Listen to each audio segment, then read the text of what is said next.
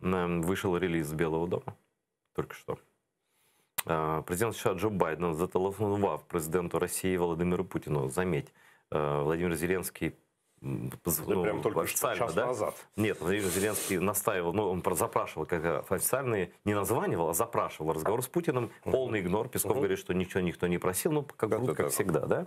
Но Байдену они, конечно, так отказать не могли. Так от, президент США Джо Байден зателефонував на президенту Росії Володимиру Путіну. Ось коротко про що поговорили. Байден стурбований тим, що Росія стягує в окупований Крим і на кордони з Україною військових та техніку. Закликав до деескалації. Байден наголосив, що США підтримують суверенітет і територіальну цілісність України. Байден чітко дав зрозуміти, що США будуть захищати свої національні інтереси і відповідатимуть на дії з боку Росії. Це стосується кібератак та втручання у вибори. Байден запропонував Путіну зустрітися найближчим часом. Твой коментарий. Ну, да, на самом деле, насколько интересно, как, значит, в переводе, да, то есть вот меняется то, что было в официальном пресс-релизе Белого дома. Я о чем говорю, что это, то есть, ну, час назад я вот уже успел прочитать сообщение на сайте Белого дома. Ну, давай-ка, переводи нам, поработаешь переводчиком, давай, переводи. Смотри, значит, на сайте Белого дома было написано так, что президенты поговорили, обсудили первый пункт продления этого самого СНВ-3. И это было там первым пунктом, да, то есть вот второй пункт был, сейчас он был, второй пункт был тоже не про Украину, черт, что-то только что. А я тебе могу шпаргалку дать. Вылетело из головы сейчас. Вот здесь. Да. Да, естественно, вмешательство в американские выборы, да, то есть вот кибератаки и так далее. Потом, соответственно, типа Украина, вот, и, значит, наконец, это приглашение по поводу разговора.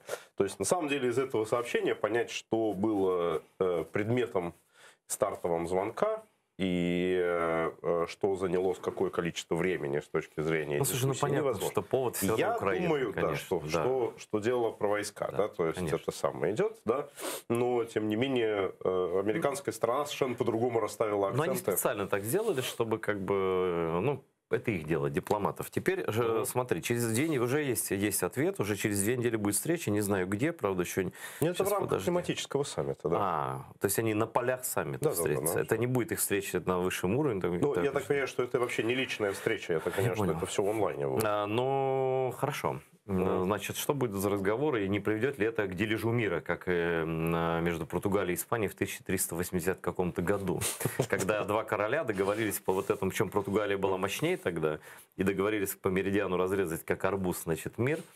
Причем они не знали, что там дальше, да. Поэтому, собственно, Колумб поплыл в неизвестную землю в поисках Индии, да. А у этих была уже Индия, которая была известна. То есть португальцы туда взяли, испанцы, как это ни странно. Хотя Португалия была ближе к Америке, но оно эту часть арбуза взяла. Ну и так, но не в этом дело. Интересно, какие у тебя ассоциации из старого прошлого. Ну, слушай, Путин не вспомнил про там железный занавес. Там, слушай, Путин, очевидно, хочет поделить мир. Но это же это первая попытка дележа мира серьезного. Извини меня, порезали по меридиану. Договор между 2 королями был. Дальше это все ремейки, так или иначе. Все эти Потсдамы, все эти Ялты и так далее.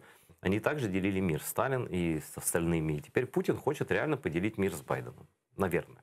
Ну или хотя бы обозначить свои границы, своей безграничной России. Слушай, да? съест он съест, и кто же ему даст? Ну что будет? Ну расскажи. Вот.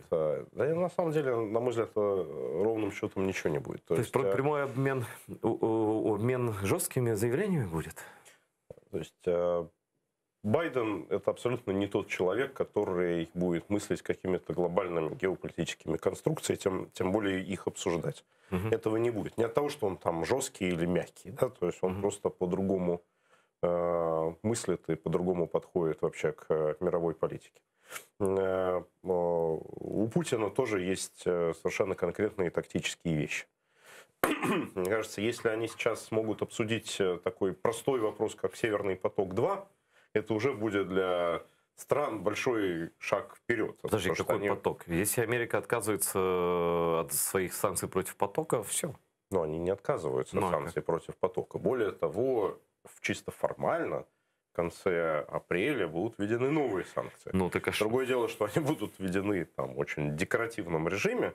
На самом деле, там будут, конечно, очередные победные реляции. То есть ты уверен, что поток достроит? Вот Я уверен, что И что Германия сядет на этот поток, Меркель войдет в совет директоров «Газпрома», как это у них принято, да, и все такое? Не, насчет совета директоров «Газпрома» я как раз не думаю. Там есть уже Шрёдер и все остальное. Вот. Нет, у них осталось мало времени с этим самым Северным потоком до немецких выборов. Поэтому там сейчас идет определенное Но это соревнование, фактически что тогда произойдет ты раньше. говоришь, что Байден сдастся Путину просто. Я не думаю, что он сдастся Путину, но то, что вопрос Северного потока он сдаст, я считаю, вероятность очень высокая. Запомним этот прогноз Ильи Пономарева, если что, припомним ему.